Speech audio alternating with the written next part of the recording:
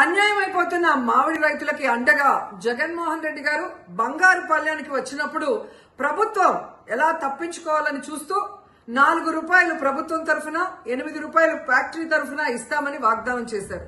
కానీ 4-5 నెలలుగా అది ఇవ్వకుండా ఎలా మోసం చేశారో మీ అందరూ కూడా చూశారు. వీటి కోసం రైతులు పోరాటం చేశారు, వైఎస్ఆర్ కాంగ్రెస్ పార్టీ పోరాటం చేసింది. అండ్ నేను కూడా ఎక్స్ లో ఎలా స్పందించానో మీ అందరికి కూడా తెలుసు.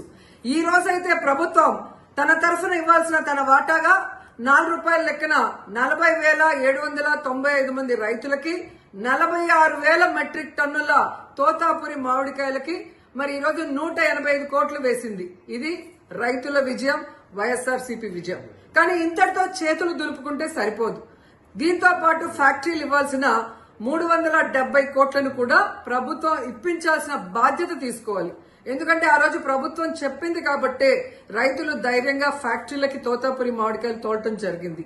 సో ఈ 370 కోట్లు కూడా రైతులకు చేరే వరకు రైతుల పోరాటానికి వైఎస్ఆర్సీపీ అండగా ఉంటుందని హెచ్చరిస్తున్నాం.